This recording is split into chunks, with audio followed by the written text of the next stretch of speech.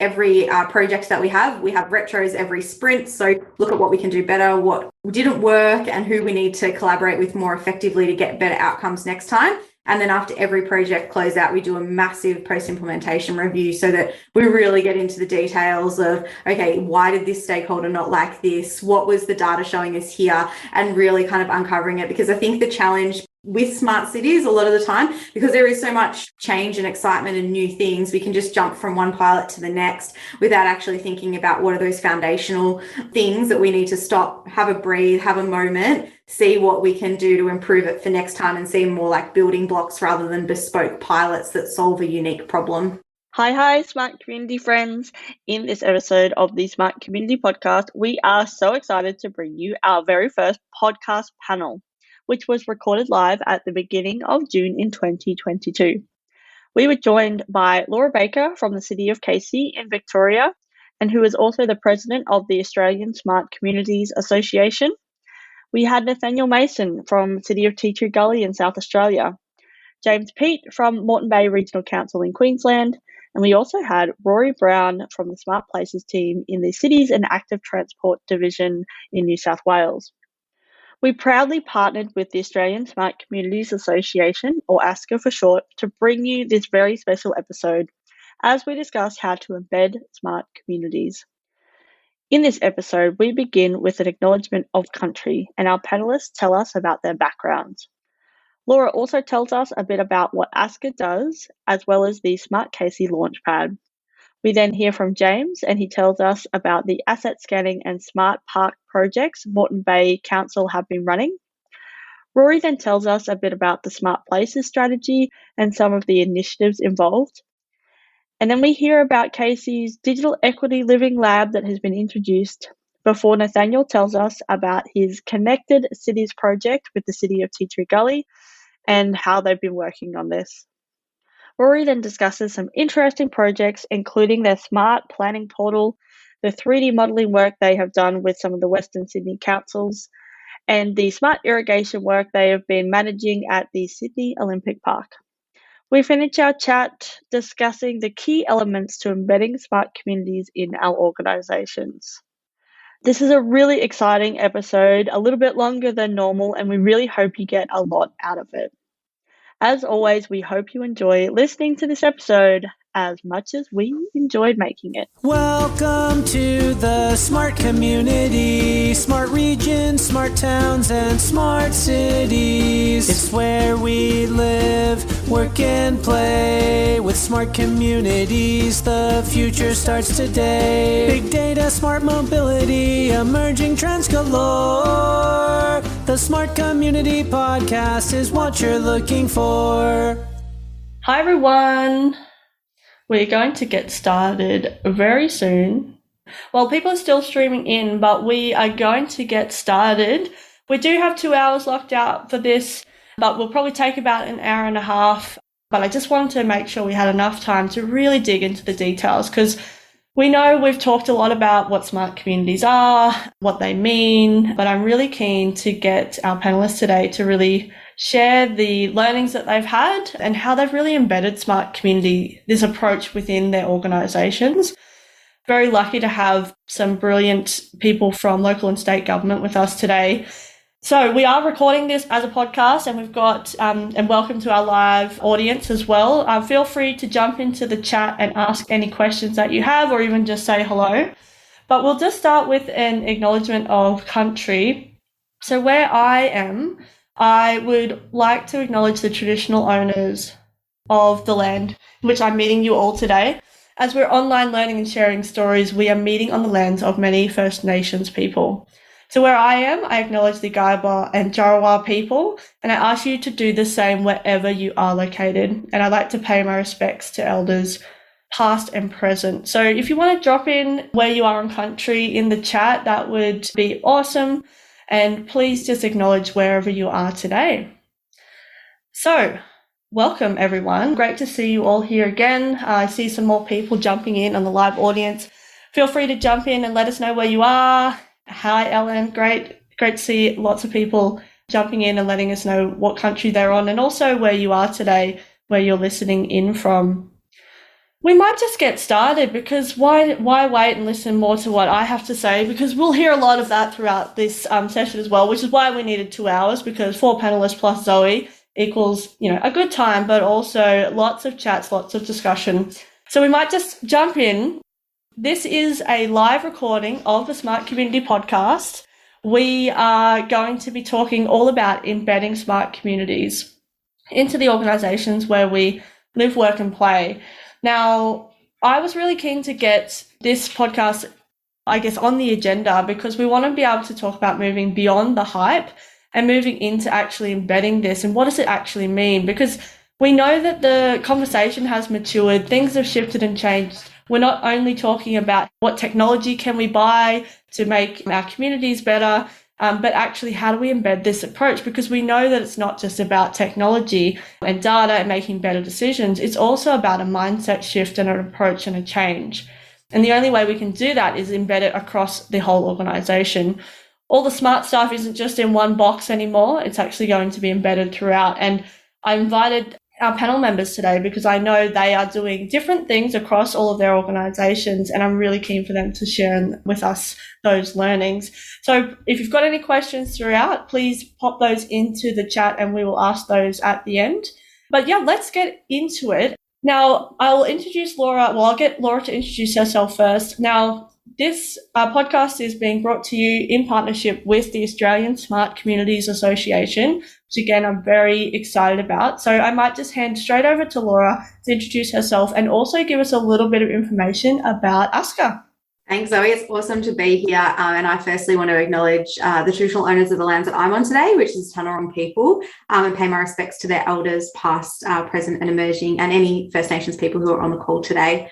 So my name is Laura Baker. I am the president of the Australian Smart Communities Association, and I'm really delighted to have a lot of board member alumni on this call today, and also to share a little bit about what we do. So ASCA is a peak body that sort of advocates for the government interests in the application of technology, data and innovation across all layers of government in Australia. We also collaborate quite heavily with industry, but our main focus areas is how do we push the smart community agenda forward so that people and communities are at the centre of the technology and digital age. So we do a range of things, from building networks at a local level and connecting local LGAs together with industry, all the way through to case studies, knowledge sharing, exclusive insights, one-on-one coaching, other things like that, because we know that a smart community program or roadmap can often be quite isolating, especially in a local government context. You're often one person trying to do a lot of different things, and we want to make sure that we can support you, because we know that the future of government and the future of councils in Australia really should be resting on smart city foundations and smart community foundations. So if you're keen to learn a little bit more about ASCA, feel free to reach out to any of us and we can point you in the right direction. It's a membership-based organisation, and yeah, we'd love to sort of see more members from all across Australia join and seek the benefits of what we have to offer. Excellent. So thanks, Laura. Now, I may have missed it. Did you say which council you're from? No, I was reading on the ASCA thing. Sorry. I'm also from the city of Casey. So I'm the head of Smart City and Innovation there. And we've been on a smart city journey on and off for probably about 6 years now. But we've had a defined roadmap and strategy in place for the last sort of 2.5 years since I joined. So excited to tell a little bit more about that. Excellent. Yes, I am keen to dive into that. I know you've been doing lots in the digital equity space. So we're going to dive into that a bit later. Now, keeping on the theme of ASCA, we have a current board member on the panel as well. So Nathaniel Mason, I'll get you to jump in and introduce yourself. Thanks, Zoe. Great to be here. I'm coming to you from Ghana country in Adelaide. It's fantastic to be part of the conversation. Thank you for inviting us. I'm going to give a credit to Moira Ware, one of the local social innovators in Adelaide, for the way she structures her bios, and I'm going to use hers, which is my local, my state, and my national activities. Locally, I work for the city of Gully, which is about 20 minutes northeast of Adelaide. Our team there is the creative half of IT. We do program management, we do a bit of strategy and innovation, records and FOI, so a huge range of activities, but very much kind of just working our way around the organisation, trying to help solve problems. So it's a pretty good fun day today. My state activity is with the Local Government Information Technology Association in SA. So we are similar to ASCA, but we're a state-based organisation, and we exist to support, advocate and collaborate with South Australian councils. So there's a really strong network there, similar to ASCA, doing all kinds of things, advocating for the network. We just released a cybersecurity strategy. Jump on the website and check that one out. It's free and open for every council, and it's designed against the Essential 8 to help everyone grow their maturity. So it's our latest initiative. And at a national level, working with Laura and an amazing group of people on the ASCA board, and really enjoying some conversations there where we're working to progress at a national level. So that's the things that keep me busy in the 25 hours a day that I operate. Excellent. Thanks, Nathaniel. And James. Hi, yeah, my name is James Peet, and I'm the Manager of Digital Innovation and Smart Cities at Moreton Bay Regional Council. Also last year, I spent the year on the ASCA board, working closely with Laura and Nathaniel on various activities we were doing there, which was great fun. And I'd like to acknowledge the traditional owners of this area of the Moreton Bay region, who are like the Kabi Kabi, Jinnaburra and Torval people. Just like to pay my respects to them. So I guess in terms of my position here at Moreton Bay, I work alongside our technology area in terms of, I guess, the capabilities. A lot of they utilise the capabilities of our IT and technology teams. But typically I work horizontally across the organisation, basically with lots of different business units. I guess helping them understand the meaning of smart cities. What does smart cities mean? How does it benefit them, that kind of thinking? And essentially, a lot of the work that we're doing around advocating for smart cities at Moreton Bay is just explaining that this is about using data like you've never used it before to, I guess, supercharge the things that you've always done. There's this data set from the public realm that is now available to you. So we've been working at Moreton Bay in the smart city space probably for about 5 or 6 years, quite actively. And probably in terms of our history, we won a few of the funding, smart cities and suburbs funding originally, a few early projects doing smart parking and various AI projects. And since then, we've been gradually maturing and developing. One of the things that we've done over the last sort of 2 or 3 years, and it's in production now, is develop our smart city data platform, which is really the place where all of this data from the public realm congregates and then can be used in lots of different ways. And it's supporting a lot of our projects, both small and large. So the smart parking project being one of them, our road defect scanning system, which uses cameras and AI, cameras mounted in garbage trucks to pick up road defects. We're doing a lot of lake water quality monitoring and sort of starting to automate and improve some of those projects. Probably the latest one we just launched this week is a smart park project. It's a relatively small project, but it's deliberately small because part of the project is around actually communicating with our local community around our use of data from the public realm, helping the community understand essentially what IoT is, what it means, what's the benefit to them and to the community in general. So they're, I guess, the various actual projects that we're doing in terms of technology. A big part of my work at the moment is working alongside our corporate planning team, who are effectively redoing all of our corporate strategies, starting sort of end of last year and moving into this year, and probably take till the end of this year to have all that done. So what we're trying to do is effectively create a line of sight between every smart initiative and the strategic initiative that it's enabling or measuring. So that's, I guess, as we're starting to mature, that's how we're trying to bed it down to be a real part of the business as opposed to just lots of small projects.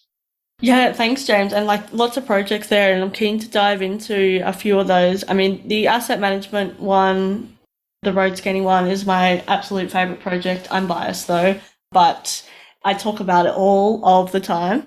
So keen to dive into that. Some people may know about that one because we've talked about it a little bit before, but I guess just seeing it progress as well has been really exciting as well. So keen to, we'll dive into that a bit more. And one of the reasons I asked you to be on the panel as well is because you were really thinking about that embedding process as well, and going from pilot to trial to embedding into, the whole asset management system, which is very, traditional, has legacy systems and, it's a significant pain point for most councils, I would say, across Australia, but across the world. So I think that's a great one. But then also the approach from the corporate side as well, to be embedding that smart stuff into everything that we're doing, because at the end of the day, we want to be achieving those objectives of the councils. So we'll dive into that, but we'll go to Rory now.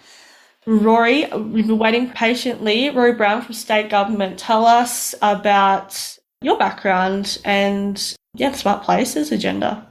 Yeah, thanks, Zoe. More than happy to wait patiently, really just because I love listening to the panelists that we have here and hearing about the excellent work that they're doing. So Rory Brown, I'm the Acting Executive Director of the New South Wales Smart Places team. I'm speaking to you today from the land of the Camaragal people of the Eora Nation, so I'd also like to acknowledge their custodianship of the land, elders and past and present. I guess a little bit about sort of New South Wales and Smart Places. The state government has been on this journey, I think officially for close to 2 years. It was back in August 2020 that we published the New South Wales Smart Places strategy, and we outlined in that what we thought were the opportunities that sort of transitioning to let's say a smart state. And as James was talking about, fundamentally using technology, using the data that you can generate from that smart tech, from sensors, to help us kind of manage to run, to plan our places better. And our team mantra is simply delivering great places and outcomes for people by supporting that consistent, seamless place-based approach to using this technology and data solutions. So I'm pretty excited about the kind of the journey. I believe that we're sort of the first sort of state-based government team. We are by no means the first to look at this, of course, and I feel that local government's been charging hard in this space, and we always are watching what's happening so we can kind of get our learnings from that. I will certainly speak later on about a number of the things that we've done or delivered from the strategy and the action plan that we've got in it, so I might leave that a little bit to later. I think just as an introduction, the other thing I'd like to sort of call out is the work of the Australian Smart Communities Association. Very pleased to say that we are members directly. We've also had a number of the team participate at the board level for ASCA, and I hope Laura doesn't mind me saying this, but we also get significant benefit because we set up a Smart Places Advisory Council for the state, which is an independent, essentially an independent body of representatives, and we've got Laura on there sort of bringing in her experience, but also bringing in, I guess, the kind of the broader knowledge that ASCA can pull together, and that's helping us shape the work that we do currently and help us in our sort of agenda and plans going forward. So we really do appreciate ASCA and the relationship we have. We're looking forward to that continuing. So that's just really a little bit about me. I'm so looking forward to this panel and getting into some of these questions. As I say, I think that'll be the chance for me to share a little bit more about the work that we're doing. I think the final thing I'd say is we probably do have as this representing state government, I've got a slightly different lens to this, but I think that will sort of help really enrich this conversation as we move into it. Yeah, agreed. And again, one of the reasons I wanted to have that state approach or state government approach is that different lens, and also thinking about the different roles that we have within government agencies and what we can do to really bring that all together. So yeah, keen to dive into that a little bit more later on as well. So maybe let's just start, and I'll start with you, Laura. From City of Casey's perspective, what is your organisation's kind of strategy or approach to smart cities or smart communities? Yeah, it's almost like a philosophical, existential question. I had to kind of take a step back to it. So yeah, I guess our approach really kind of starts with the acknowledgement that the City of Casey is a fast-growing community. Our environment, and the technology landscape that they're operating in is constantly changing. So having really strong foundations for how we innovate, how we look at problems in new ways, and how we adopt technology is more important than ever and will only continue to grow. So on that premise, when I joined the City of Casey in 2020, no, it was 2019, actually. It was before the pandemic. We sort of decided that we wanted to have more of a strategic approach to how we looked at the smart city landscape. We knew that there was a lot of exciting things happening, but we wanted to really contextualize it to the City of Casey. So we'd done a few pilots beforehand, and they were sort of exploring the technology, and we got some really good insights from that. But really moving forward, the strategy or the approach that we want to take is how do we unlock the objectives and the goals of the organisation in new ways? And how do we also partner with our community so that they can provide feedback to us around the changes that they're seeing in the landscape? So we've got a program called the Smart Casey Launchpad, which aims to try to distill those principles, the focus areas, and the key actions. And every year we obviously have an updated action plan that sort of follows a maturity model. So year 1 was really about establishing those foundations. Year 2 is about embedding them across the organisation. And then year 3 and 4 is sort of expanding and scaling them up. So instead of just jumping to the solutions and just trying to do as many things as possible, we've tried to take quite a staged approach, because we know that there's so much change happening that we need to have strong foundations so that we can respond to that change. And how's it been kind of embraced by the organisation, not just, the Smart Cities team?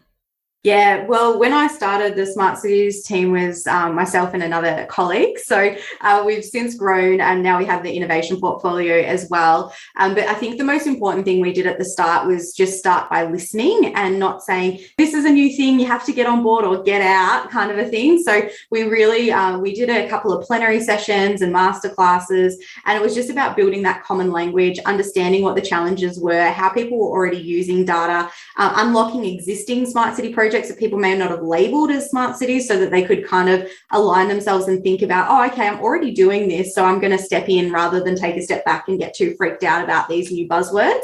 So we spent a lot of time kind of working on that. And then with the community, we established a community reference group and other sort of networks with Casey Tech School and Federation Uni and others to try to build that those champions locally. So that's been a really great way for us to test kind of wording, thinking, implementation, getting them involved in events, and so that it kind of builds that sort of critical mass to then progress things as well. And I think underpinning all of that is that, we start with people first and how they interface into a space of change and technology, rather than trying to put a sensor in someone's face and say, hey, look how cool this is. So it's kind of based on that principle first. And I think because of that, we've seen a lot of really good momentum across the organisation, but also spilling out into the community and with partners as well. So, yeah, no, awesome. And I know, James, you've been on this journey for quite a while as well, and you had an initial approach,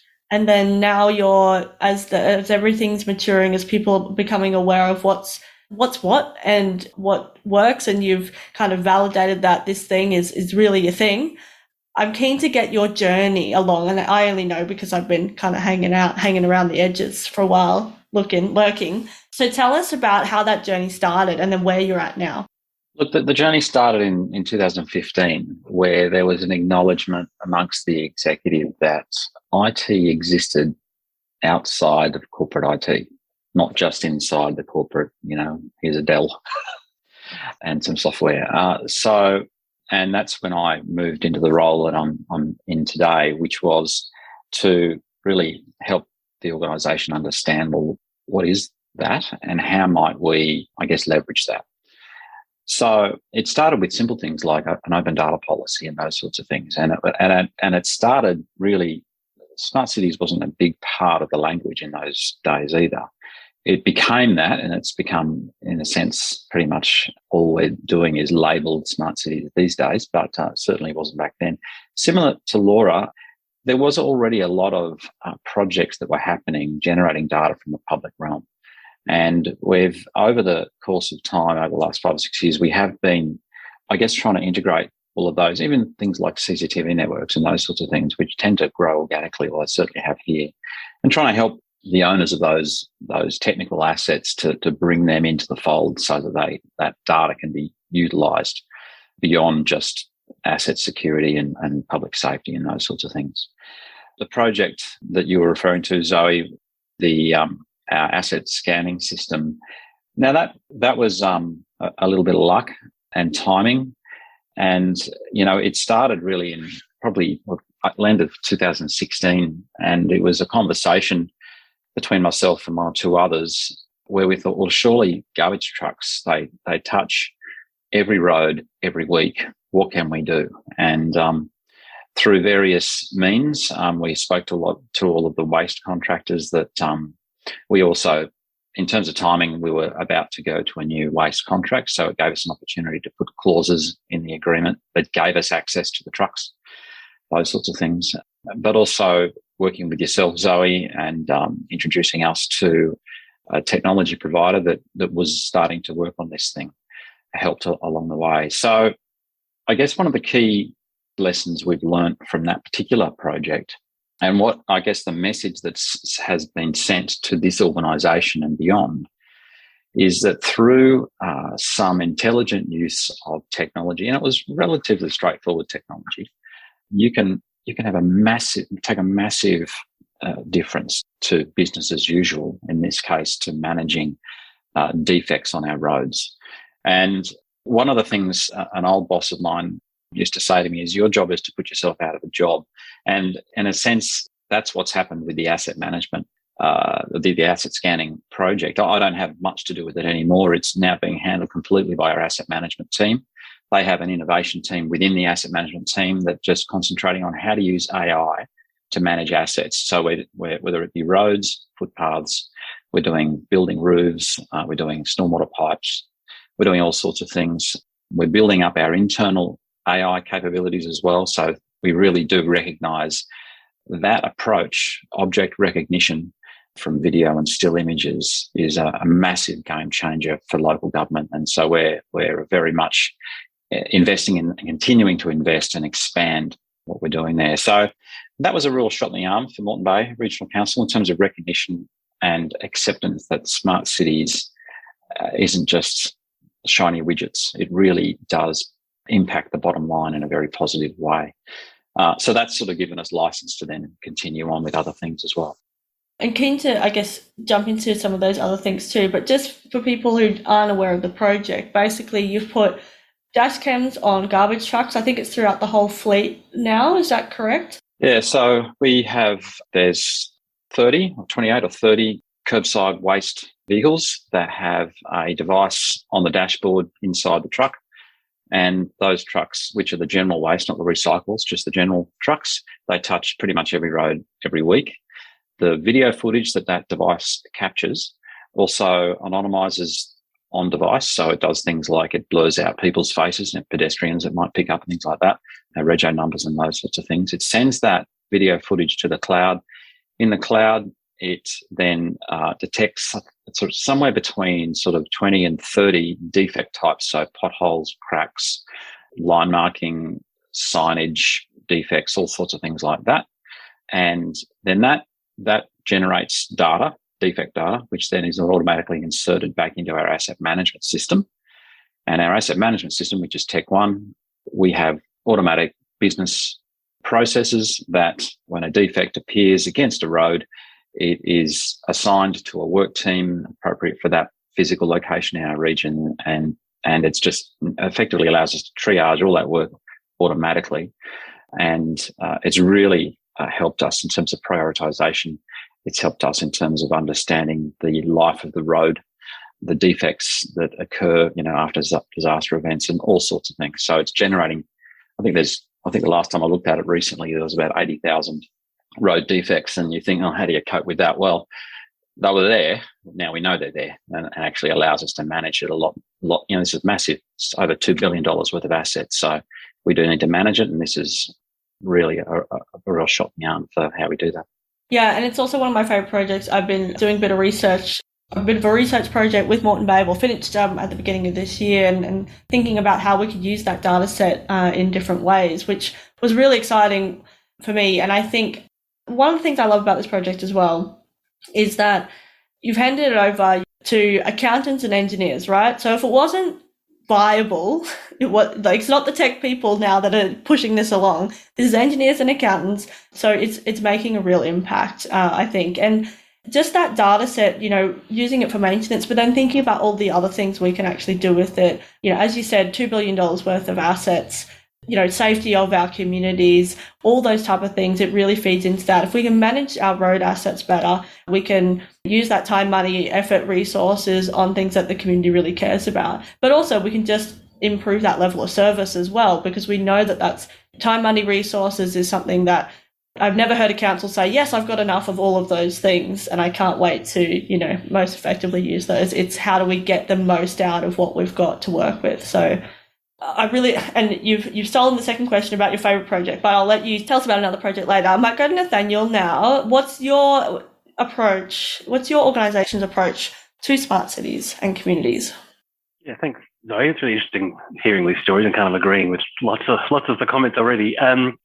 For us, it's about community value. I mean, that's what councils are there for. So our approach is that if it has value to the community, then it's worth doing. We don't have a strategy, a smart community or a sort of smart city strategy that stands alone. For us, I guess I see it kind of baked into continuous improvement. It's just kind of the way we do things. And I can't remember, someone was talking before. I think you said yourself, though, it's not just technology, it's mindset, behavior, culture, systems. It's all these other things that kind of support improvement. And I guess I think of smart as a verb. When you hear of something like, James was just talking about a project, oh, that's really smart. Like that's kind of what you want the outcome to be. If someone you're making a tiny tweak or a little difference to someone's day, and a lot of the things we think about, we gloss over very quickly and go, oh no, like think about environmental use cases when kind of IoT was just emerging. And I remember some discussions going, I will probably skip that. But we're coming back to it in a big way because it's those little things of going, oh, is it too hot to play sport at the netball court today? Or, is it going to rain? Like most of us spend so much time on the Bureau of Meteorology app, just looking at the rain radar. You go, like, that's a tiny little piece of data, but it's so valuable to me in the way that I plan my day. So it's those little things, those little continuous improvement opportunities that I think for us are kind of what push the smart community effort along. Certainly Laura talked about data governance and listening with, the same exercise for us. Our role as a team for me at T3 Gully is very much just connecting the dots. We do lots of talking to the team or every team across the organisation on where are your challenges and what are you working on? And this team's working on upgrading some facilities bookings and this team's working on keyless access to buildings. So let's connect the dots there and make sure that people are talking to each other, because then you get these, I guess, ecosystems that add value. There's probably a learning I was going to talk about later, but you do things once and sometimes there's a high cost of entry to do it once. But if you can look at it as a system or system of systems, then you can sort of start to pull that value back and you get much better return. Yeah, so for us, it's very much, it's just an improvement mindset. It's smart as a verb. And I think we need to think about too what the definition of that, what is a smart activity or, what is a smart community? Because very quickly it turns into a conversation about emerging tech and blockchain and shiny things, but that's not central to it. The ways that we can, as I say, make someone's day easier, like online payments or self-serve. I guess we all go, well, that's just something you do. Like everybody does that, right? But at some point that was a really smart thing to do because it made it easier for someone to transact with us and get something done. So yeah, I'm always keen to come back and look at that definition of what is smart and make sure that there's room for those incremental changes. So for us to be able to look for opportunities, to have permission to try, to go, let's try something that might make an improvement and then kind of measure the result. And that's, I think, the beginning of what we're talking about today in terms of pilots and trials and then looking for opportunities to grow when you can kind of iterate and measure the results of those efforts. Yeah, I think that's really important. Two things that really stuck out to me is people are expecting localized information now. And I think that it's not good enough to say, oh, Toowoomba's going to be 2 degrees, or it was this morning. I think it felt like negative 1.3 according to my app. But how we actually get that information too. I know another Toowoomba person is on the line, and yes, it was very cold this morning. But I think that localized information, but not just for convenience sake as well, but the way that we plan our lives and then the way we plan in emergencies and disasters and all those type of things as well. And the way we plan our day that can make the network run more effectively, throughout the community. Just say we might choose to catch a bus, outside of peak hour or whatever the case is, or if we have to drive our vehicle, how can we make the most efficient use of our time. Or maybe we can ride our bike because we know it's not going to hail on us or whatever the case is. But I also think from a community perspective, being able to plan better with that more localized data is really important too. And you were talking about that, those incremental changes, like, oh, well, isn't that just business as usual? But as you said, it wasn't always business as usual. And for some councils, it still is not. And it really, I think we need to call those smart projects because it is a smarter way of doing things. Yes, it may be, mile, in inverted commas, miles behind where people think you should be, but you just need to start wherever you are, right? And I think the other thing is those things might be happening and we might have payments or we might have an app or whatever. But are we actually using the data most effectively behind the scenes to make better decisions? Or is it just something that we had to do, but actually we don't have the permissions or the empowerment of people to actually behind the scenes actually make better decisions with that data, or the skill sets required to actually pull and shift and change and move that data around? I think that's one of my key, learnings is when you dig a bit deeper, it's like, what decisions are we making? Or how are we making decisions a bit better or differently because now we have that data that can show us trends and, we can know a complaint before, someone doesn't have to tell us that this was a really frustrating process or whatever. We can get that from the data, how many times people clicked on things or did this or that or whatever, or, maybe they complained on social media or on the website or whatever. So there's a few different things. And I think that's where now that we're getting all this, we've installed technology, we've gone through these different phases, we've moved beyond that, then what are we actually going to do with all this data behind the scenes and how are we going to make better decisions with it, I think is really key. Rory, state government perspective, what is your approach to smart communities? Yeah, look, so when I first was thinking about this question, actually, it was a little bit, I was almost a bit challenged with kind of going, okay, well, what is our, what would I specifically say fundamentally? But what I wanted to talk about a little bit was what we have in our strategy. And I guess to answer the question, kind of, what is the role? Why should state government be participating in this tool? If we're talking about sort of smart communities, you could say, well, look, that's local government, and they can sort of have that remit and drive forward. I think the reality, though, is that there's probably two key insights. I think number one, we ourselves have significant touch points to community customers, of course. Number two, we deliver a significant amount of infrastructure. And number three, we can then obviously play a role from, I think, a policy, a framework setting perspective. And in some cases, we can potentially, or ideally, lead by example and then help others sort of follow and develop that capability. And I think a number of those insights then flow through to the development of the Smart Place strategy and the actions that were in there. And when we thought about sort of what is it that we want to, how can we help drive this out? How can we help deliver a consistent and seamless approach? We said, okay, well, look, let's make sure that we have a set of actions that looks at the foundations so that we have the appropriate policies in place where, do we have the standards? Can we, if they're not there, what do we need to actually develop? Do we have clarity and understanding about governance models and so forth? And we then did a number of bits of work there. We developed IoT strategy. There was a smart infrastructure strategy. We also looked at things like data policies and so forth, and as well as the Smart Place Custom Charter, which I'll get on to shortly.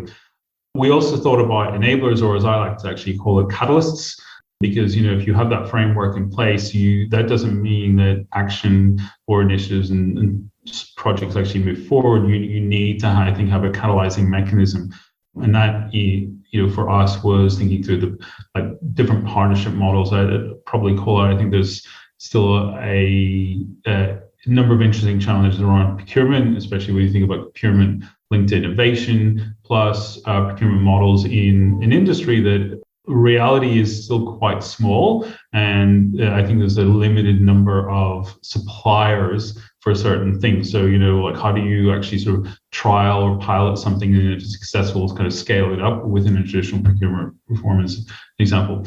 And then there was a piece around funding and financing, and that led to us setting up our Smart Place Acceleration Program, which is a $45 million not grant program, but fund for state government to actually work with local government to start seeding out initiatives. And then on top of that, there was a place-based element, and we identified a number of key areas where we wanted to work with the place managers and the community to actually develop out essentially strategic action plans to sort of say, okay, well, if we have a vision of we wanted to make this area smart, what are the steps that we wanted to take? And we've done quite a significant bit of work in Western Sydney and also central Sydney. And we've done that work and been successful in it because we've been working with local government hand in hand. So state government and local government together rather than kind of separately. And that's probably another big thing for me about, sort of our approach, like how our approach to sort of smart communities. Collaboration has to be a really big and important element. I mentioned the Smart Place Customer Charter, and I think that was, I want to talk about that because that was sort of almost my sort of first answer to this question. What's your organization's approach? And that's people and community first, right? I think we all know a lot of examples overseas, but potentially also kind of locally as well, where it's maybe been a technology-first approach or a vendor-first approach. And ultimately, successful smart places and successful smart communities are going to come about when it's kind of developed with the community, not sort of for the community. It's clearly focused on actual sort of problems or opportunities, and everyone's kind of bought in on that journey, right? I don't think anyone particularly enjoys if like a piece of tech or a camera is suddenly, placed on a pole near where they live, and there's no kind of view of, so why is it there? What is it doing? What data is it capturing? What, is my privacy being respected, and so on and so forth. And so in that, one of the key foundation pieces we actually did was a Smart Places Customer Charter, and that had the clear intent to make a statement that smart places should be designed for people and created with people, placing customers at the center. And we did that through a lot of community engagement, a lot of engagement across government and industry and academia as well to develop out. Then we've got 6 principles looking at things around giving customers a voice and providing protection for data, transparency, accessibility, equity. And we also call out core values on connection for country, sustainability, and resilience. Now, in and of itself, I'm not going to claim that these were, new things per se, but I feel that it was a really important kind of statement of intent to have this as a published document and saying this is how we think we should proceed, whether it's state government, local government, or indeed local government. And we put the charter out, and we're actually seeking for people to start signing up to them, and we got quite a few people that are doing that. The key thing is not signing up for the sake, but then signing up and going, this is how I can actually use it. So that's probably like my big thing here. And it keeps coming back that, smart places, technology is important. It's not actually the technology. People are important. Capability, which is obviously linked to people, are important. Capacity and so on and so forth. Understanding, getting the right buy-in, from what kind of the executives, the collaboration and so on. And the more that we can just ensure that we have that lens, because the technology will come. And reality is that I think that the technology can do far more and beyond than we even really need it today. And I was quite, listening to James and kind of in the journey that he's done, like it's just fascinating to me because I'm still having conversations with local governments in New South Wales who are, I'm going to say, they're hesitant because they're just unsure of what it means to take this journey of smart. They feel that their plate is already full with, the standard pieces operational that they need to do. And there's a challenge piece there. And again, that sort of comes back to the people bit. And if we start trying to sell hard on technology or so forth, and we're going to continue to miss the boat. So we have this amazing, if I think about Australia, you have some leading lights and exemplars charging ahead. You have, I think, then a group that are wanting to say, well, we want to part this and catch up. And then you have others who, we still really need to take their hand and bring them along on that journey. So we have the role to play organizations like ASCA have a key role to play. But that's sort of, I think our approach. We publish everything, and it's great. I appreciate the links being dropped into the chat there by Tori. So whenever we learn, we will publish that, and as much content as we can, we're going to make it available and share to others, and also actually seek feedback from that as well. So yeah, that's our approach. Thanks. No, I love that. I think things you were saying there around, I guess, bringing people on the journey is really important, but knowing that people can get on the journey, if that makes sense. Like, one of the reasons I started the podcast is because it shouldn't just be about, us sitting here in a room or the tech people sitting in a room going, this is what I think cities need, this is what I think communities need. And that goes to people working within local and state government as well, thinking that, this is too high tech. I don't want to, I don't want to bother my boss anymore because we've already got so much on our plate, like you said. And the smart approach, at first, maybe it might seem like it's going to be extra and it's going to be more, but it's actually just changing the way we're doing things.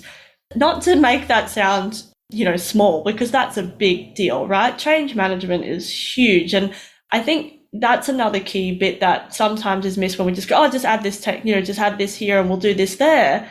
No, it's a full change, and that's about the people, right? And knowing that we need to add that into our projects. It's not just something, we changed the thing. Okay, now we'll tell people how they can, feed into this. No, it's actually building it with them. And I think, and Nathaniel, you like being in continuous improvement, you probably are all about that change management piece as well and bringing the people on the journey.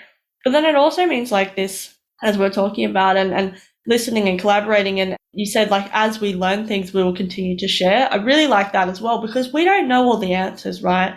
We are all learning this along the way. We're, here, technology is created by humans, right? It's a result of human creativity, and we will continue to create that. But change is happening whether we like it or not, and change is happening whether we are involved or not. And I think from a local and state government perspective, and then people serving the community, we've got to get involved, because otherwise it will happen to us. And we don't want that. We don't want to happen to ourselves and our community. So I think learning and sharing and continuing that. And I think for me, coming out of the pandemic as well, my brain is like, I think it was 2 years of like, I don't know, hopelessness or something, right? Like this heavy feeling. Whereas I'm feeling now like we're getting re-energized, and people like are jumping back up again to go, okay, how can we continue this conversation and create real action as well? I know lots of stuff did still happen throughout the last 2 years, of course, but now I feel like we're meeting again. We've always been online, but we're meeting again in person. We're able to have these conversations and make it real again, which I think is really exciting too. Now, I know people love projects, people love case studies, people love the gory details and the lessons learnt. So I want to go to some of those now. We might start with you, Laura, because I know you've got a few kind of pet projects. You've got to pick your favourite. Well, you don't have to. You can tell us about whatever you want. But I've said pick favourite. Tell us about your favourite project. One that you've already completed or one that's happening right now. Your choice. Oh, man. I've got about 5, and prioritization is difficult in this moment. But I think I want to tell a little bit about the story of innovation at Casey. I think that it's a really important kind of preface to a lot of the other stuff that we do in Casey. So we had the Smart Casey launchpad, and that's been a lot around key actions and activities that we do to kind of build those foundations. But there's a really core capability component to how we look at these problems. And I'm going to share it because that's kind of been a thread that's been spoken about across all conversations to date. But one of the big things that our senior leaders didn't want was another thing. And innovation can often, as we've sort of said, be seen as that, extra thing that just doesn't, when priorities come, it's the first thing to go.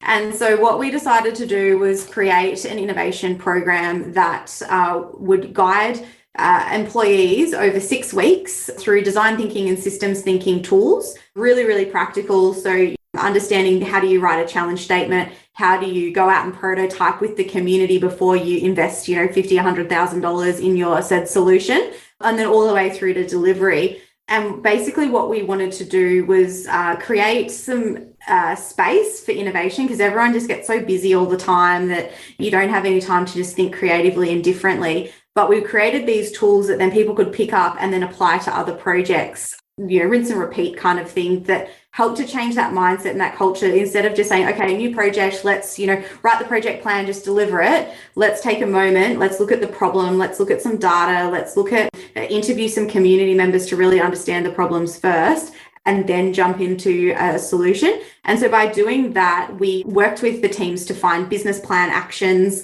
that they were already doing, and then basically put it through this 6-week program to try to accelerate that project to be community-led or community-driven and community input first, so that then we could create better outcomes and effectively reduce the risk of failed projects long into the future. So that created a really important culture, I think, of innovation. We had our first cohort, I think we had 5 bootcamp teams.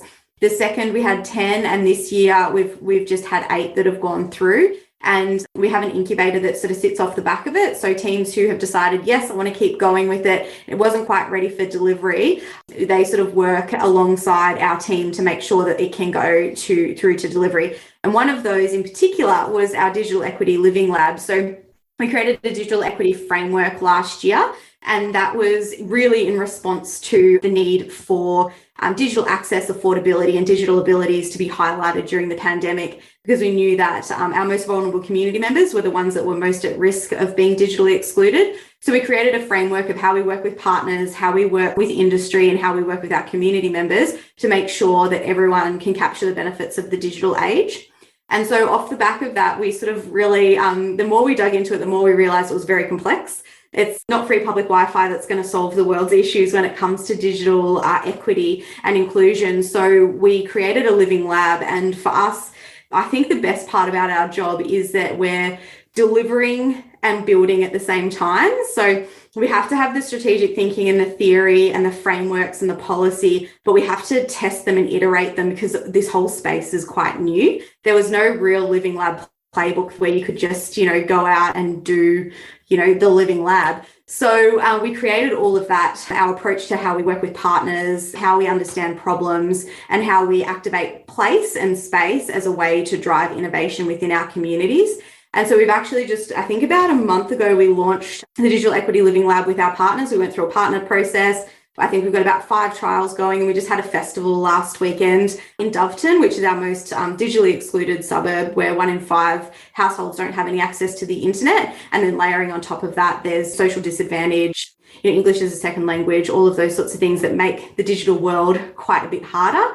So we had over 150 community members come into Autumn Place in Doveton, and they had opportunities to see what a smart bench looks like and see where they're going to be in our communities, touch them, feel them, get an understanding of how the chargers work. At one point, a kid just ran out, went to his car, picked up a USB charger and came back and charged his phone and just sat on the bench and just enjoyed the moment, which was just so good to see it being used. And then we also had, an older lady come in with her iPad because she wanted to get games on her iPad. So we had a local community group help her download Candy Crush Saga, which I think means her next couple of months are going to be very busy.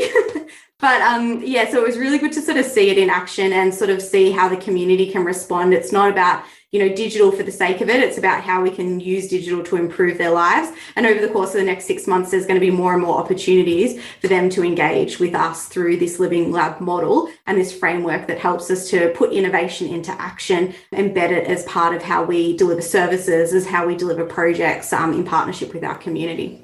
Yeah, awesome. I think the living lab approach is an interesting one. I think we see lots of examples of it around the world. I guess, why was it important for you to have this living lab?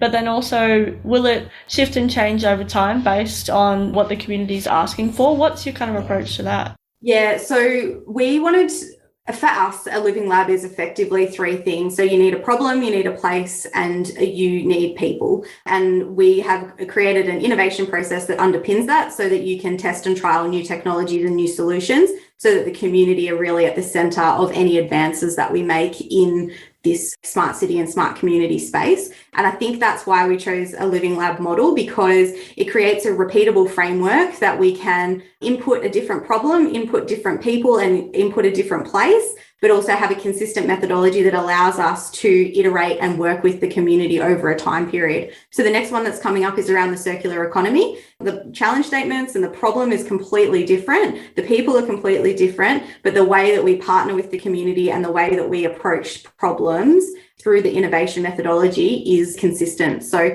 I think that's what our vision is, to have a network of activated spaces across the city of Casey where community members are empowered to give feedback, test and trial new concepts, and make the place their own as well. Yeah, no, cool. Love that. Now, Nathaniel, I'm keen to hear about your favourite project, whether that's within your council or one across the state or local, state or national, your choice. Each of the tiers. Yeah, there's lots of good stuff happening, Zoe. It's always good to share. I've been heartened in hearing Laura talk about Living Labs. We had a bit of a play with Living Labs in the last couple of years. We, I think, hadn't quite squared away the place concept, which was the P that we were missing, but I still really like the framework and that methodology of going about things. So yeah, we're going to keep working on that. We've got some great initiatives happening in our youth space. There's some economic development, creating maker markets for local. That's been really successful from an economic development perspective. And we had a very much a youth focus on what we were thinking about in terms of Living Labs too, of how do we engage that demographic who aren't as focused on rates or rubbish, but are still doing amazing things. And there's lots of cool things happening. Again, that's the hyper-local piece, right? We want to know what's happening in the backyard and how do we facilitate it. We're doing all this work to make data available and facilities available. We want to kind of make sure that people know about it and they come and we have that loop. So yeah, I've enjoyed listening to Laura's story, and there definitely hasn't been a playbook. I felt like it was a new thing when we were trying it. So it's nice to hear our peers who are working in that space. There's been some interesting stuff. I guess you're happy to talk at a South Australian level more than just ourselves, but there was an interesting project a couple of years ago, Connected Cities, which was a number of councils who actually managed to collaborate on a project, put out some environmental monitoring, and then share the data. And it's been an interesting kind of demonstration, because sometimes it's hard to do, and I really enjoy seeing those collaboration exercises, because sometimes it's like, well, it just makes it harder. We've got to get through their policies as well as ours. So it was really interesting to kind of watch it. And we're working out now, how do we sustain it? And that's one of the initiatives that we're talking about at a state level, is how do we sort of make data sharing easier, have a place where we can start popping stuff. One of our neighbouring councils was talking about it and going, there's two parts to it. There's the really local stuff that's of interest to me, my park, my street, my shopping centre, that's me. But if we go big and we go, well, if we can all start matching up some data points and we can put them somewhere, that's probably giving us an opportunity then to work with a university or a research partner and go, here's a big data set. And if we can get some consistency in what we're measuring, then there might be some more insight to get out of that. We do have a climate project running across a few councils in South Australia at the moment as well, looking at some of that big picture stuff. So we've been able to feed some of what we thought we were just playing with. We put some temperature sensors out and I want to pilot this. And those 10 temperature sensors are now contributing to an enormous climate study. So it was a really good example of what we thought was a little pilot is now able to add some benefit at scale. So yeah, that's a little one. There was the Marion in South Australia, Oakland's precinct, I have to give a nod to, was a cool project. Again, it was a precinct-based activity. There was some development and new infrastructure going in. They took the opportunity to kind of light it up and do some monitoring. And, is the swing moving kind of conversations have been really interesting. It's different to the way that the guys used to put a stick on the swing and see if it moved when they came back the next time. We're seeing actual measurements coming back on how a space is being activated. So that's a model that certainly we're looking at as well.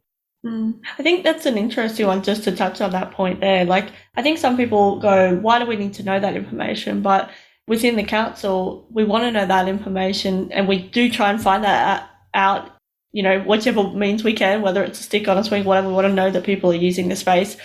So then we can really think about our investment, because we're making decisions with data that maybe is, has holes in it, or, is based on just circumstance or happenstance, or just this is what we think it is, but we're not really sure.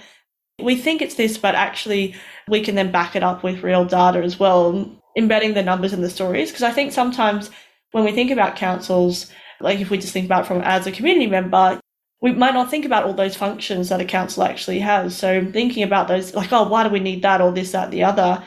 Me as a community member might not need it that piece of data, but our council will use it to make better decisions for us. And I think we need to, as we've matured on this journey, we're able to answer those questions better when people ask us, why do we need that? Because I think at the beginning, we may not have been 100% sure why we need certain pieces. Whereas now I think we're having people asking better questions and we have better answers, which I think is really key. And then, the development and planning and all those things, we are making decisions with the data that we have available and the best of knowledge that we have at the time. But we now know that there are more sources out there, better sources, richer data sets, different data sets, things that we can bring in that can help us make better decisions, which I think is key.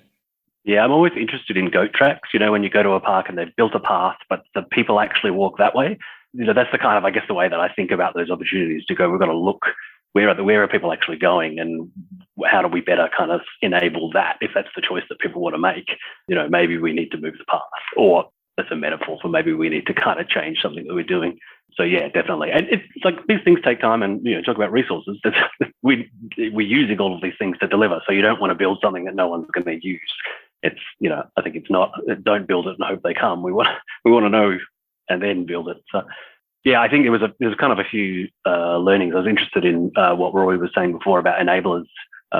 That's very much the rhetoric we've been talking about too. That we can't do everything. We don't intend to do everything. But how do we set things up that mean other people can do something with it? So whether it's a sharing data or whether it's creating a place, whatever that initiative is, it's kind of creating space, I guess, for someone else to do it. You might, when we've talked about some of the stuff that we've done, it's using a free and open network so that the next person can run their business on it and they can deploy their equipment, or the coffee cart that comes to the park. They want to know how many people are there and is it busy on Sundays or Saturdays, and they can make their business decisions, and that's a really good way to support economic development. And get back to what Rory was saying about customers. We all have the same customers, like whether we're local, state, federal, we have the same customer, and we ourselves are all customers. So, it's not as if we're coming at all of this from a completely external lens. We're all living it, and none of these things respect council or state borders. I'm going to cross the road into a different council area or a different state, but I'm still looking for a consistency of service, and we measure it against Uber and against Apple, like these experiences we have with consumers. That's the benchmark that we're trying to meet. Sometimes people roll their eyes and talk about government, and I'm sure we've all seen some choices of our own that we're going, oh, that was an odd choice. But that's the expectation that we have as customers and our customers have of us. So in all of these initiatives, that's what we're aiming to do is to meet that expectation. Yeah, the user experience I think is important, and I think that I certainly know that those conversations are now happening, and with that language too, or whatever, user experience or customer and those type of things. So I think, building that in to, offering those services, it's shifting, it's changing. And I think we're still learning and still growing and still trying to, I guess, give that best level service, whatever that looks like, within the time, money, resources that we have at our disposal, but then using those better. Which sometimes is easy, but sometimes doesn't have to be building a thing either. We've talked before about the value of policy, and what I really enjoyed recently was when we did a rates portal for customers.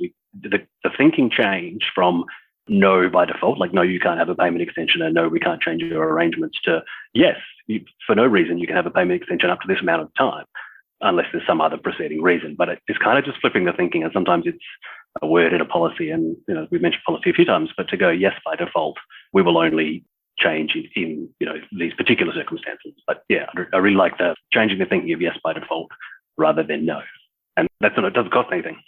Yeah, and also I think maybe, and I don't know what the trend is, but when you look at the data, for example, if it's yes by default, we go, oh, okay, cool, okay, we'll get it paid on time. Whereas if it's no by default, oh well, I can't pay it now.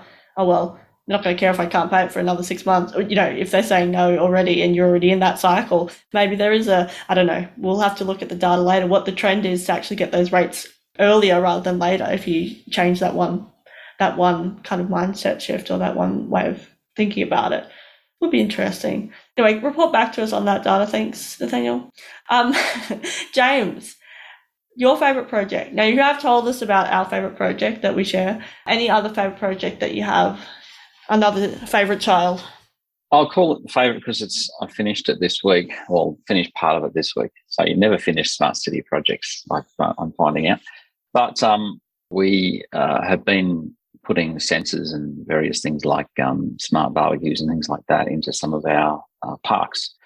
And whilst I guess you would call this a relatively, standard smart city thing to do, people counters, bins, barbecues, climate, etc., sensing, we're probably, the intent of this project is probably there's three main intents. So we've been collaborating closely with our parks and rec planning team who design parks, and we've been collaborating closely with our operations teams who, mow and clean the barbecues and clean the amenities box and empty the bins and effectively just run the park.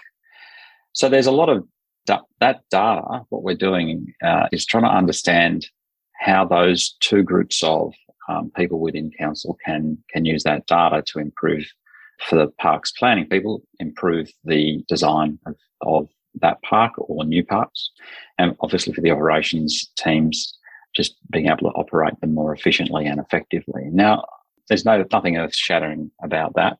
One thing we are doing with the park, or we're trying to do, this bit's not quite working yet, but we're using object recognition and detection to count the participation in various park elements. So you've got a sort of a kids' play area, you've got a basketball court, you've got a stage, you've got a few other different elements, BMX track and things like that. And what we're wanting to do is be able to understand the participation rates of those different park elements. So that obviously then feeds back in for the planning team to understand the success of these different elements within the park. Pretty basic stuff, but I guess in the past, a lot of the intel around that kind of thing came from somebody being sent out to the park with a clipboard and sit there for a few hours or a day and count.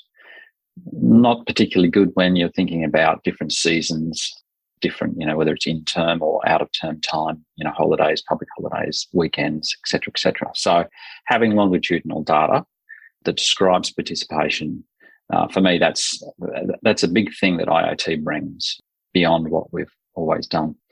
So I've spoken about those two elements, operations and planning, but also we're using this as an opportunity to connect with the community. It's that link that Tori shared earlier, Smart Initiatives link. We launched that web page yesterday actually, and essentially what we're interested in doing is engaging with the community and saying, look, we're putting devices in the park, we are collecting data from the park, and these are the reasons we're doing it. What do you think? We're being very we're quite intentional about this, because there can be a lot of, if we're silent, there can be a lot of assumptions made about, this is just Big Brother and you're watching us and blah, blah, blah. And, and that's fair. If we're silent, then people will fill those gaps with all sorts of assumptions. So if you read that webpage, it goes on for a long time. My wife told me it was pretty boring, but I'm holding to it because I'm interested in, I guess I don't want to dumb it down. I actually want to explain exactly what we're doing, why we're doing it. There's a dashboard on that website that actually displays the live data, and you can slice and dice it and select different times of the day or times of the week or the month of the season and start to see the differences in the data. But even right down to the actual payloads that come in from the devices are described. They're hidden. You've got to click a button to say, I want to see more about this, because there's even more. And if you click that, you'll actually see the data payloads described. And so what we're wanting to do is be quite intentional with this, to open up a conversation with the community about, well, this is what smart cities is. This is what IoT means, And I mean, these kinds of terms like Internet of Things or IoT, smart cities, we're all familiar with them in this group, but the general public, maybe not so much. And so I'm interested in introducing some of this terminology, but explaining the benefit, why we're doing it, what it is and why we're doing it. So that project has been, we've published the website, and we've still got a bit more to do along the way.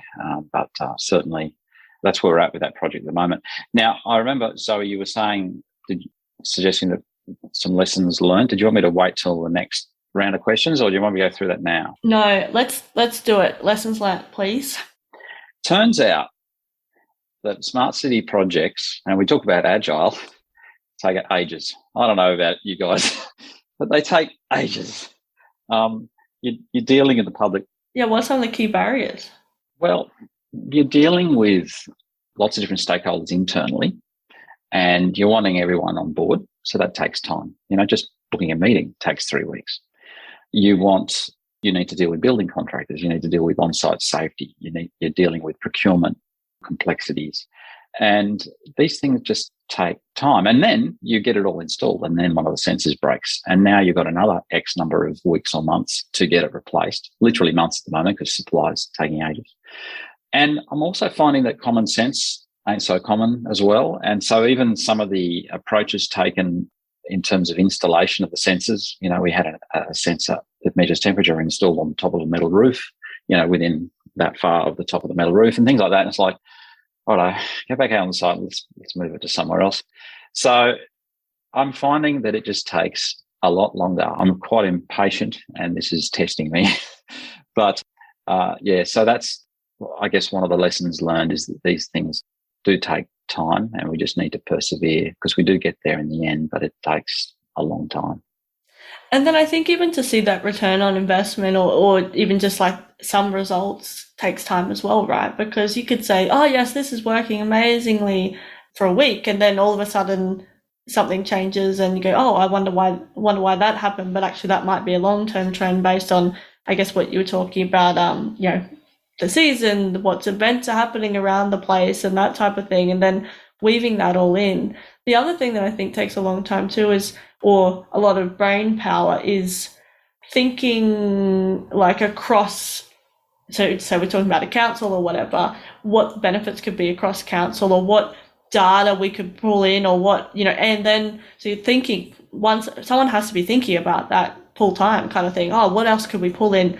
Then someone full-time, hopefully different person, but probably the same person, then full-time has to go and book all those. How do we get that data? Because we know that it's potentially in a whole bunch of different systems, that type of thing as well. So I think, there's still a lot of journey to be had. I think people sometimes might think, oh, well, we've already got that, we've done this, so what else is there to do? But there's so many other things that just to make it, again, move beyond that pilot, right? You can like have a little wedge here, but then actually going, well, how can this fundamentally change the way that we think about customer, or that we serve the customer or the community in a different way? And I think governance is so important, because for me, the way that we embed smart communities is actually through a smart community governance approach, where you do have that customer in the center, because we can say that, but that's very different to how we operate now, right?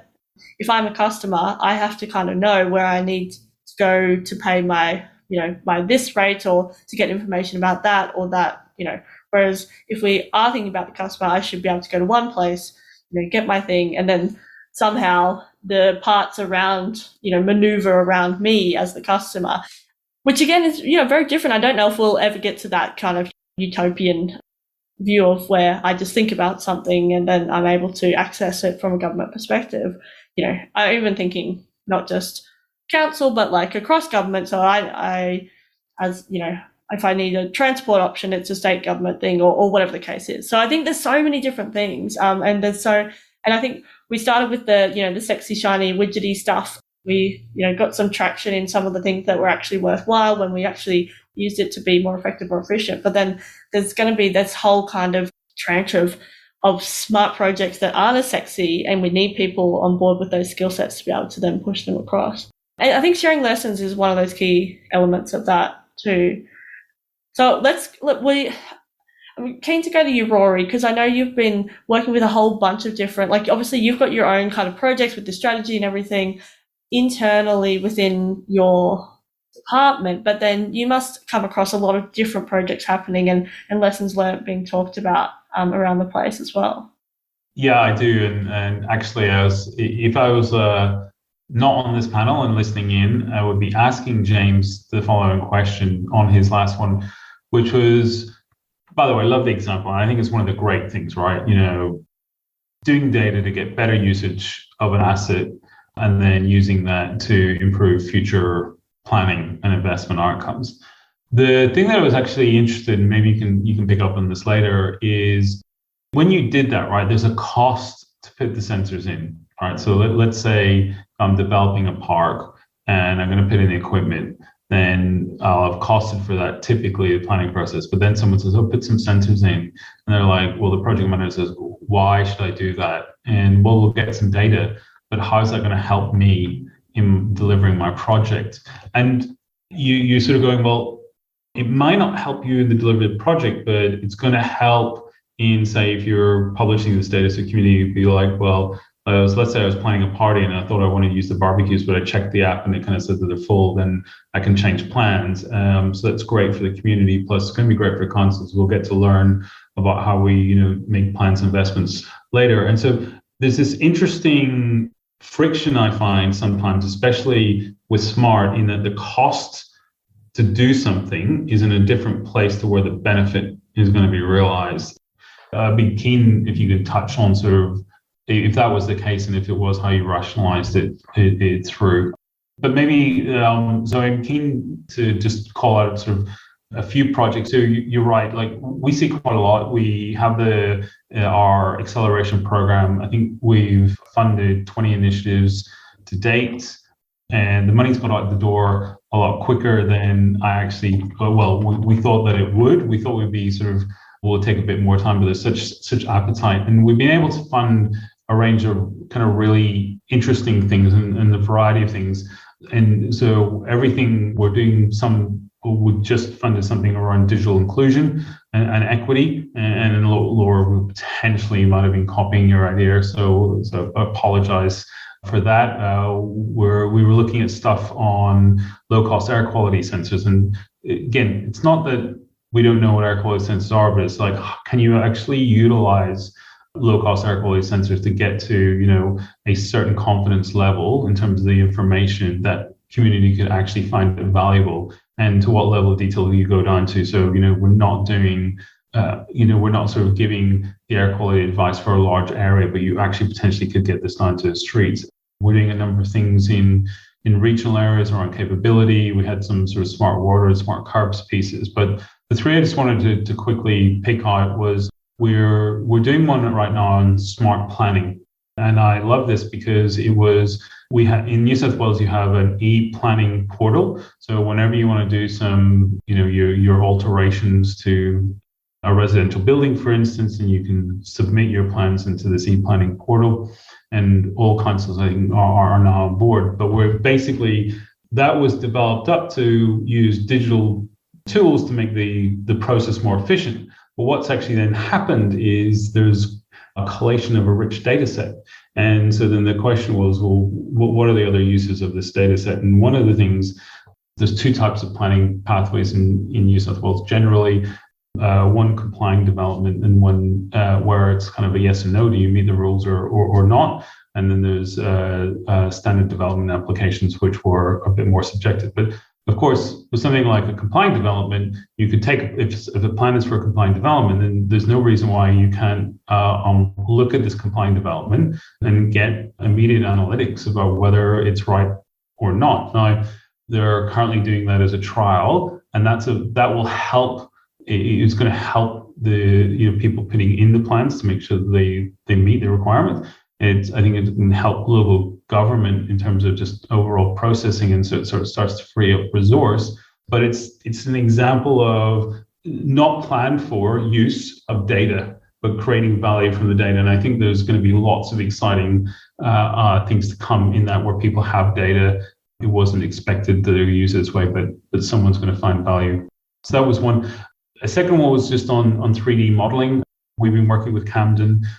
There's a New South Wales spatial digital twin. It was set up trial area for Western Sydney Camdens, and Western Sydney and Camden approached us and said, well, look, we think there's lots of information we want to be able to pull out because we want to create a 3D model of our place. Again, I'm not saying that's new, but the insight from there was that they'd done some testing and they'd found that the community really benefited and they really enjoyed having a 3D model to interact with it, and it helped with their community engagement, helped them understand where our future infrastructure was going to go, and so forth. And they realized they didn't need to do this there. They could work with us because we had a spatial digital twin. And so we connected up, and that's another example. And the final one I wanted to call out was a project happening at Sydney Olympic Park, which I'll be there tonight to watch State of Origin for those that are interested, for saying Go the Blues.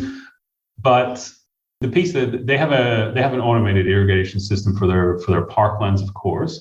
But and part of that irrigation system is they understood that, you know, the more that they can have the environment green, the better for the cooling of the environment, the better for the visitor experience. But they wanted that uses water, and so then the question was, well, can we take actual weather, the forecast weather? Can we start to do the analytics on that, and then we can work out kind of the minimum amount of water to use to get the maximum amount of benefit, right? So there's kind of sustainability play in there, there's efficiencies in there, using existing systems but a better way, better experiences for community using the parklands, because they'll be cooler in, you know, the summer, up to 4 degrees they think they can achieve.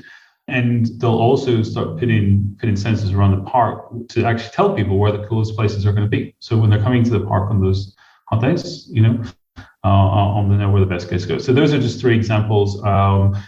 But what I did want to sort of call out just generally on kind of learnings is that because we're doing these things, it's on us to make sure that we take the actual learning and development from these projects and we make it available again, right? So I think there's been a challenge there's been a lot of initiatives happening, not just in New South Wales, but across the country, but we're not leveraging off those.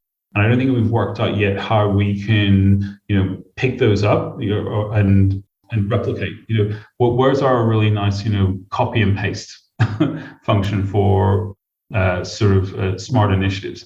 And so with these investments that we're making, we've got pieces of work around benefit realization that we want to start getting done. We want to make sure that we're building up, you know, the appropriate case studies. We'll then start publishing that. I think there's a communication that we need to do that so people are aware of what's actually happening and linked to that. And so that's a big piece of what I'd actually call out as a learning thing that we need to get right. We've talked, and you know, everyone in the panel has been picking up on sort of the collaboration piece.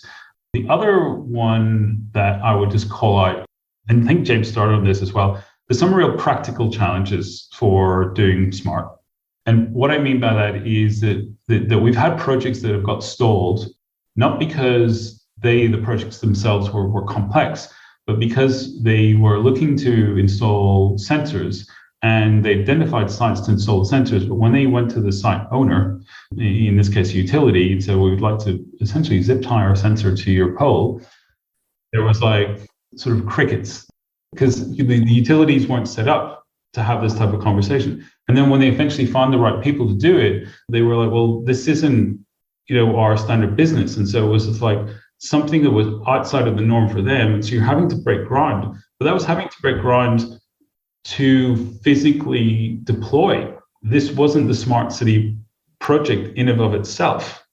And I think that's one of the big things that we just sort of generally see. It's linked to ensuring that the appropriate connectivity is there, you know, whether you need to connect up through a low power network, kind of Wi-Fi, do you have the mobile connectivity that you need, and so forth. And there's practical pieces there that I think we really need to solve if we do want to have smart applied at scale, right? Yes, we've talked about the community and people bit, so I think we're good there, we're clear, but there is a practical challenge that needs to be done. But again, I think the more that we can have those established in case studies, the more that when people have already broken that new ground, then we can have those available, and then others can learn and they can kind of have safety and trust in then doing their own thing if this is sort of their first time. Yeah, I agree. I often talk about this, like that smart cities or smart community projects, at the end of the day, they're projects. They're still projects. They need to be managed well. They need, you know, somebody to do the time, budget, resources, but then also unlocking that connectivity, all those stakeholders. At the end of the day, they need somebody to really drive them. And I think in this space, there's lots of enthusiastic people. We need that. We need energy, but we also need the technical capabilities. There's lots of things that we need, but we do need people to drive projects and want to deliver things at the end of the day as well, because and some of that stuff is not very fun and not very sexy either. It's just driving projects. And I think touching on what you were asking, James, and actually that was going to be another question. Does any of the panelists have any questions for any of the other panelists? Because I think we could have some great questions and answers there. We are kind of, running out of time, but like seeing that cost, like you said, that asking the project manager, hey, can I put another sensor in because it will really benefit me? That cost benefit realization, again, it's not realized with that cost of that project. The benefit is somewhere else. And I think that may happen a lot within these projects as well, which is why I think embedding that approach across is so important, because then we can ask those questions and they're not the first time.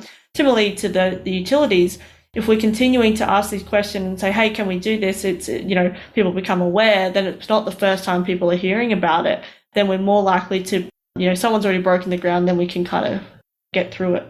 And I think probably everybody on the panel, but James, I just know your story a bit. Like you had to really show, okay, this is what we could do with this particular thing, and that kind of then got leadership on board to then say, okay. And obviously there's the people moving around and shifting and changing as well, but then actually being able to then break through, because it wasn't the first time they'd heard about this smart thing. They go, oh yeah, James has already talked about that. Oh yeah, we did this thing with the garbage trucks or whatever. Okay, this is just an extension. Yeah, and I work closely with the business leaders of these different parts of council. So our manager of Parks and Recreation Planning, I've been working with him quite closely on this Smart Park project and a few other park projects as well. And he's completely convinced of the value. And because those responsible for delivering projects, they're doing that for the business leader. He's specifying what he wants, and he's getting the budget. So it is about through demonstration. So obviously a low-cost pilot is relatively easy to do, to pay for, and that's the great thing with IoT in general. With certainly a pilot is quite literally a low-cost pilot, and but you use it to demonstrate value, and then it sort of rolls on from there. So I don't think I've had a huge amount of pushback. Occasionally I have pushback simply because it's only somebody realised halfway through construction that they need to make it smart, and that's when things get a little bit sticky.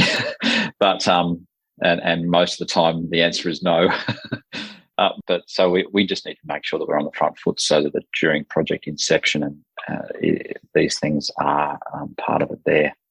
Yeah, no, thanks for that. And I think it is really, it goes back to that embedding piece as well. And I know some of the other councils in the early stages were looking at, when they put a project together, adding in, not necessarily a tick box, but adding in a line about, have you considered digital or data or whatever, or how would you, or whatever the case is. And I think even just that initial awareness is important. And then it gives people also the, empowers them, or, allows them to ask the question, hey, this thing is written here, do I have to do anything about it? Because we know that there's a whole range of skill sets, a whole range of different people embedding these starting these projects, different levels of accountability and authority and responsibility for these things. We are nearly at time, because I did promise we'd wrap up a bit early. Well, not the 2 hours, but if anyone's got any questions from the audience, please feel free to drop those in now. But I think and while that's happening, we'll talk about, there's a few different things. I'm really keen to talk about like pitfalls to avoid, but actually we might flip it in a positive way. So you can talk about, what to avoid as well. But what are some of those important steps or elements to consider to practically embed smart communities holistically? We might start with you, Nathaniel. Sure. Thanks, Zoe. Yeah, I think there's obviously lots. I'm interested in James's impatience, because I would say time is one of them. I was thinking when we were talking before about, there's a TED talk about how to start a movement, and it's not about the leader, it's about the first follower. So for us in this space, sometimes if we're doing something new and different, you have to try it, you have to sort of show people and go, here's the thing, and then you have to wait for them to catch up. I mean, I guess that's a learning concept in general, right? Isn't it, when you're doing a transfer of knowledge, that there needs to be some transfer and some osmosis and some time that elapses. And I've been really heartened by that with some of the organizations that I'm working with and teams that I'm working with, that, we've kind of done some stuff, we've shown some benefit, we've had a bit of a license to experiment, which was really, really fortunate. But now people are coming to us going, oh, hey, I'm interested in this thing, and what should I think about when I'm building this park or I'm doing this infrastructure? And we're tapping on shoulders and going, hey, if you're going to dig up the road, let's put some conduit in so we can use it later. These conversations are kind of happening. So I think it's hard if you are trying to do something new and different. It is. But once you kind of get some people on board and the common language someone mentioned before, then you have a bit more of that organic growth. So yeah, I think you have to be ready for the time. You have to have lots of conversations. Really supportive of the conversations today. And Rory's talking about share as we learn. And, wherever we can put these trails of breadcrumbs to help the next person find their way and navigate is good because it benefits everyone. So yeah, time and talking often. Yeah, but you do have to try and you do have to build for purpose. I think we're talking about that a lot internally at the moment, whether it's projects, whether it's privacy, whether it's data, like it needs to be driven by purpose. And we all are kind of understanding of the reason and we'll find scale that way. So sorry, that was probably, it's not something you can take away and do today, unfortunately, but it's there. And sometimes 1%. Look for 1%. Like we're talking about, we're having a sustainability conversation today. And when we're talking about the amount of utility resources for an organisation to save 1% off your water, your gas, your electricity is significant. So there's a question in there about ROI. Often you can find just those little benefits and they would pay for itself. And then you can grow from there. Yeah, I was going to say, even like adding on to there's a question in the chat here around like how do we prioritize smart community projects? And I think it is, again, embedding the approach across so then we can continue to ask those questions. So people are coming to you to say, oh, how can we do this differently? I saw that team used data to make this decision. I wonder how we could do that. And then getting people to actually ask those things. But then from a practical level, actually setting the baseline, talking to some, agencies, it's like, how much do you spend on X, Y, Z? Okay, the accounts people might know that, but a day-to-day, somebody who's making these decisions about whether we can improve things might not know that information. So how do we know if we are actually going to improve it or not? Or what type of numbers are we talking about here? Because like you said, 1% on $2 million is quite a lot of money, or $2 billion is quite a lot of money as well. Even 0.1% on some of these numbers that are in budgets of councils and local governments is massive. And so I think asking those questions and that embedding approach then helps us to be able to prioritize those projects because we are seeking a benefit. We're not just doing it for fun at the end of the day, although sometimes lots of fun is had, of course, and the fun is important. But I think, that's a key point. And I think that's what you're talking about too, Nathaniel, is bringing that across the organisation too. And again, it's not like you were talking about common sense earlier. Some of it may seem like common sense, but I think sometimes when we get stuck in this is how we work, it doesn't necessarily, it's not, it doesn't happen day to day, and we continue to do that just because that's the way we've always done it, unintentionally, of course. But then once you lift the lid and shift things around, you can kind of create new ways of doing things. And sometimes I think it takes, someone to come in and shake it up a little bit as well. Young people coming into organisations or people from different, areas or from the private sector or vice versa, people shifting in and out. And I think we're going to see more and more of that as we know moving forward. So I think we have to be ready for that too, like asking those questions. So that would be interesting. Anyway, bit of side note. Laura, how about you? What do you think the most important steps or elements are to consider? I think the first for us would be around kind of understanding, like I was putting myself in the shoes of someone I might be telling who's just about to start a new function. Understanding planning cycles is probably the most important thing I would flag, because I think James said it before, or someone that if it's too late, if it's come down too late in the planning process, whether it's with developers or with corporate planning itself, good luck getting cashola and all of the things that you need to kind of get that happening. So make sure you're sort of in rhythm with, whether it's for Casey, a new precinct planning, precinct structure plan, or those sorts of things, getting with those sort of early stage planning processes so that you can have those conversations about embedding it. I think another thing is around building community inside your council to promote behaviour change. I think one of the things that we've spoken a lot about a project, but for me, a project doesn't end when technology is rolled out on the ground. It ends when it's cycled through into BAU and people are using that data on a regular basis.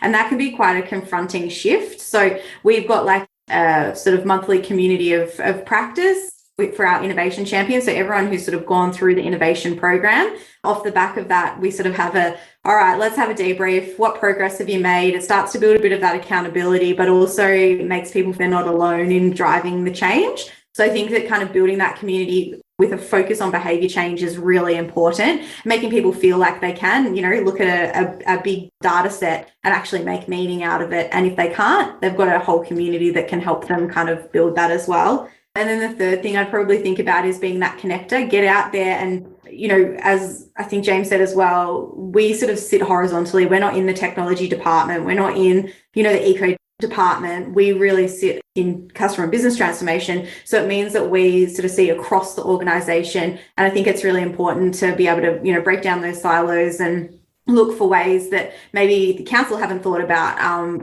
collaborating before as well. So they kind of be the three things that I would definitely recommend. And that's come from a lot of pitfalls and a lot of projects that have landed very flat, and we've learnt from them. And every project that we have retros every sprint, so look at what we can do better, what didn't work, and who we need to collaborate with more effectively to get better outcomes next time. And then after every project closeout, we do a massive post-implementation review so that we really get into the details of, okay, why did this stakeholder not like this? What was the data showing us here? And really kind of uncovering it. Because I think the challenge with smart cities a lot of the time, because there is so much change and excitement and new things, we can just jump from one pilot to the next without actually thinking about what are those foundational things that we need to stop, have a breathe, have a moment, see what we can do to improve it for next time, and see more like building blocks rather than bespoke pilots that solve a unique problem.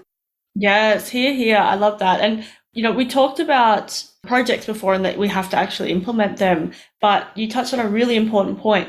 It's a different way of implementing projects. It's not the traditional waterfall approach. Some parts are, if you're building infrastructure, of course, like you can't, half install a sensor or something like that. But at the end of the day, you want to be able to iterate, because we don't necessarily know exactly what that end product, or not product necessarily, but, when we talk about a smart park, again, we're creating that for Moreton Bay. We're going to create that for City of Case. We're going to create that for whatever, based on outcomes. And I think that is also something that shifts and changes. You don't necessarily need to, follow the exact methodology, because I found particularly what I call like Wagile, which is like the G version is waterfall agile. So it's a bit of both combination.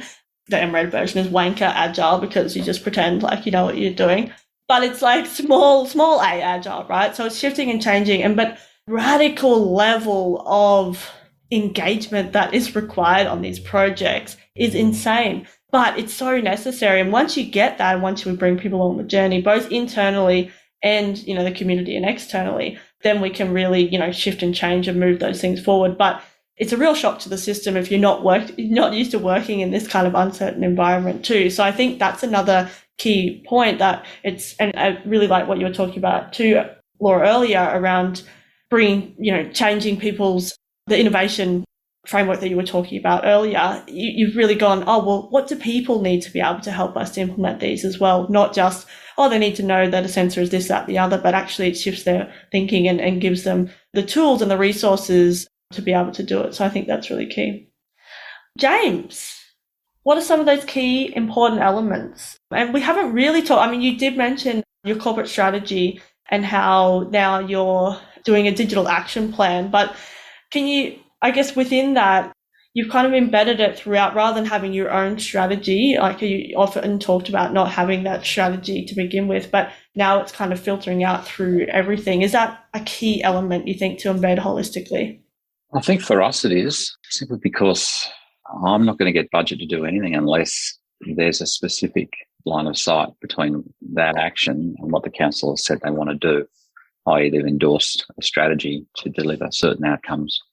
And so a particular smart city project or digital project will either help that strategic initiative in terms of one example that we're looking at the moment, literally it's in idea phase at the moment, but certainly there's a desire to assist those who are building houses in our region to site their house more effectively in terms of understanding the prevailing breezes and the local climate to site and design their house more appropriately to take advantage of that, so that the house is cheaper to run, it is more climate responsive, et cetera, et cetera. Well, how do you do that if there's only one BOM temperature gauge in our region?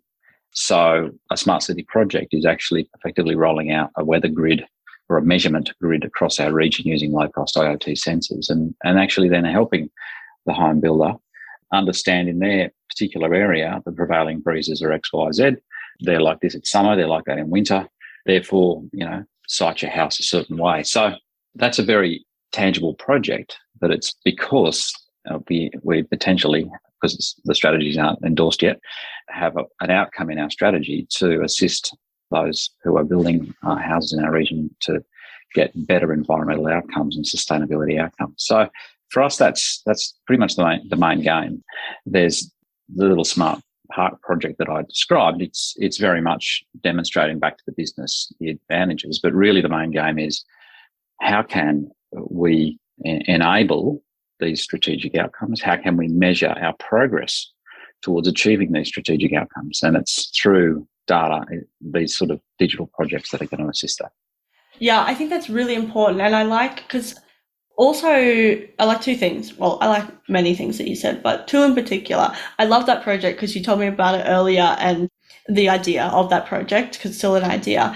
But also that the whole point here is that, and like you said, benefits that council might get from that, we could think about those, but actually it's a community benefit because we're all trying to reduce our emissions. We're all working towards that goal. And I think that's where we can, again, really localize. That's really localized. But if you spread that out across a region, you could really see the impacts. And then someone goes, oh, that's a great idea. And then you can see it filter out through everything. And then in 15 years time, people will be talking about, oh, why are we talking about that? That's business as usual. And we'll be like, well, it started here first, right? Right here, right today. And I think that's really important because and that's where I see smart communities being able to input and solve some of the really big, wicked problems that's not just localized or big. And then we can apply that same thinking across to, homelessness, poverty, water supply, all these things. But we just need to start thinking a bit differently in how we use tech and data, but also different ways of thinking to be able to do that. Yeah, that's really important. And I'm conscious of time because we're just having such great conversation, and I love this. So we might finish with you, Rory. What are some of those important steps and elements to consider to practically embed smart communities holistically?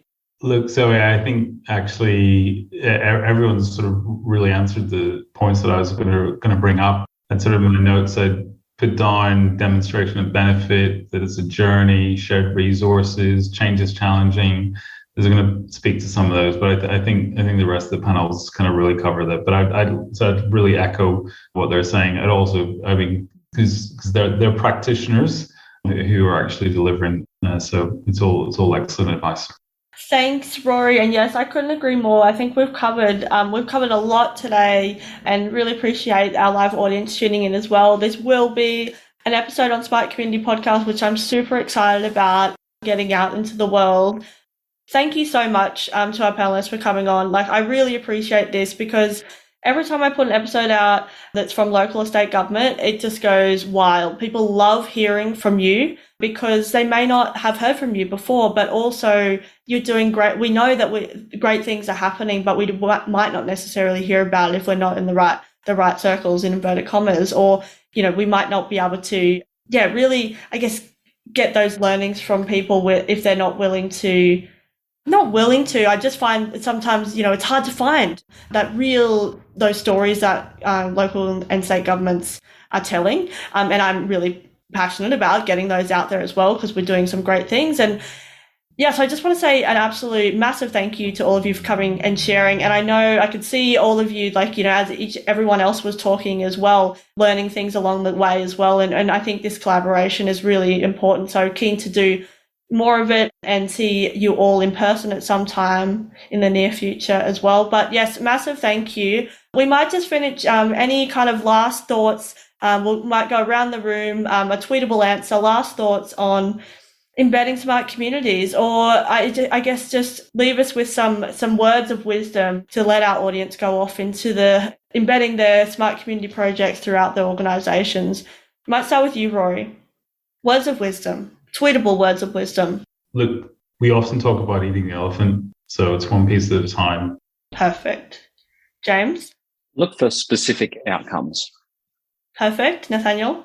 Yeah, I was going to quote James and make sure you look at the outcome and then working out what data you need to serve that. But that, I think, in terms of scale, is where we get everyone on board because we're all working towards the same goal.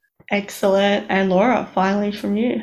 I'm just going to quote James because I want to put this on the T-shirt because you said data like you've never used it before. So I think just that, continual curiosity around how data can be used and not being too scared of data because it's your friend and it can, open up whole worlds of possibilities. Amazing. Thank you again, team. And there's going to be so many quotes coming out of this and quote graphics, and there's just been some brilliant words of wisdom on the panel this afternoon. So thank you so much again. And thanks for everyone for tuning in, and we look forward to talking to you all soon. Thanks, Zoe. See you later. Thanks, Zoe. Bye. See ya.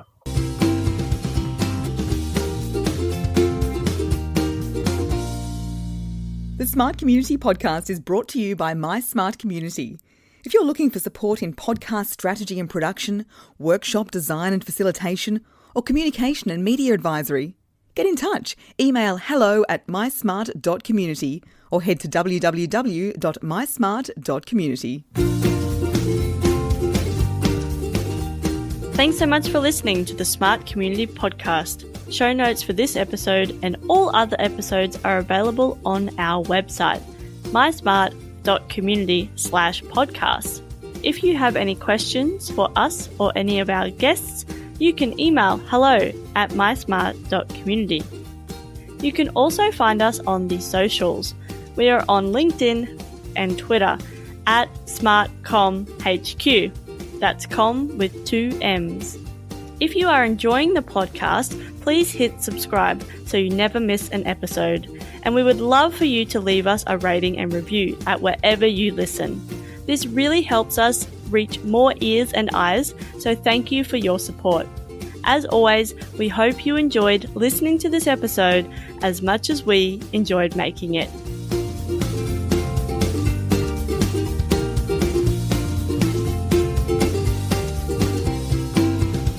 The Smart Community Podcast is what you're looking for.